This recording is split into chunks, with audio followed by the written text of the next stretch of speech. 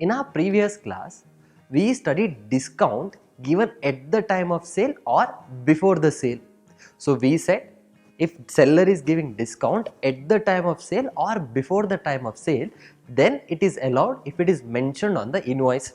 So that is what we studied. In this class, let us study what if discount is given after the sale.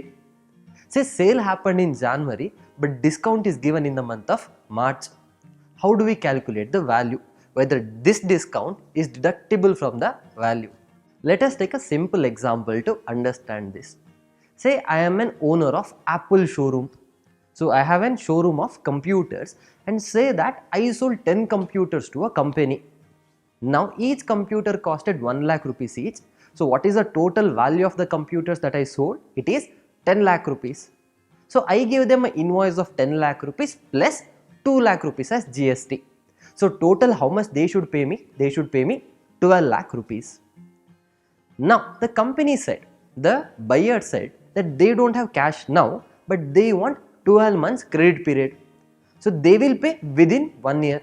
I said okay, you can pay within 1 year, but if you are making payment within 3 months, then I am going to give you 50% discount. I am going to give you 50% discount. To avail this discount, say that company made payment in the month of March.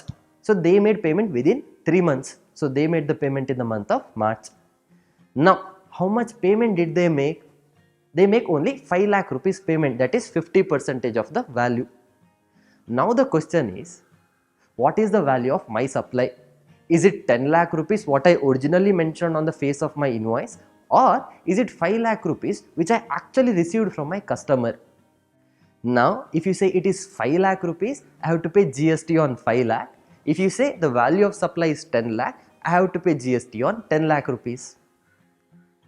Now the GST provision says, if you want to treat it as 5 lakh rupees, if I want to treat it as 5 lakh rupees, then I must fulfill 3 conditions. I must fulfill 3 conditions. If I fulfill all the 3 conditions, only then I can treat the value of my supply as 5 lakh rupees.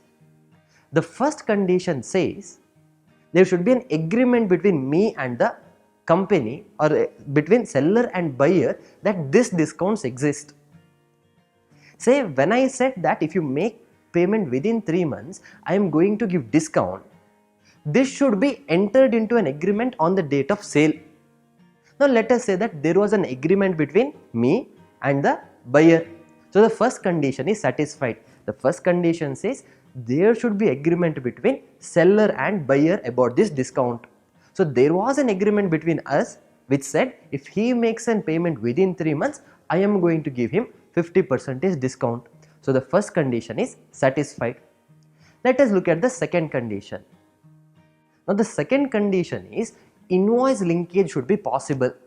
What is this invoice linkage? That is nothing but seller should be able to prove that this particular discount is given against particular invoice. So when I issued this invoice of 10 lakh rupees, I have numbered it saying that 101. So what is the original invoice number? It is 101. Remember this number.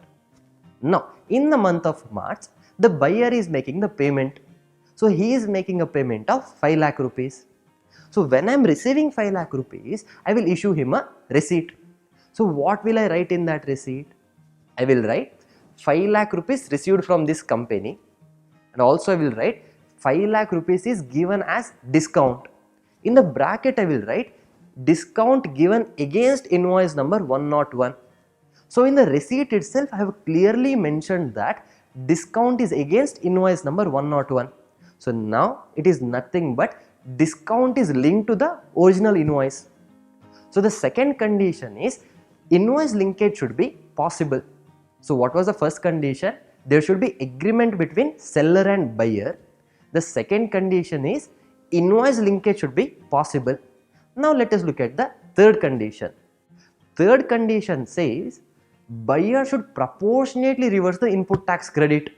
But to understand this, you should have a prior knowledge of what input tax credit is. So I strongly advise you to come back and watch this video again once you complete that input tax credit chapter. As of now, what does this reversal of input tax credit actually is?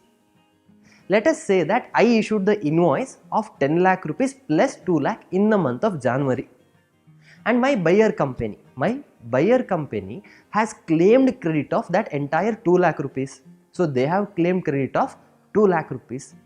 Now in the month of March, I am giving them a discount of 50%. Now the question is, will that company pay 2 lakh as GST to me? Answer is no, because value will be 5 lakh. On 5 lakh they will pay GST. How much GST will they pay? They will pay only 1 lakh rupees GST to me. Now again, in the month of January, when I issued them the invoice, what is the GST portion there? It was 2 lakh rupees. So they claimed the credit for 2 lakh rupees. But now, how much amount they are paying to me? They are only paying 1 lakh rupees to me. Now in this case, if they have claimed the credit of 2 lakh rupees, they should reverse the 50% of it. They should reverse 1 lakh of it. So only if they reverse it, I will be able to deduct this discount from the value of my supply. So to sum up, there should be 3 conditions simultaneously satisfied. If not, if any of the condition is not fulfilled, then I need to pay GST on 10 lakh rupees.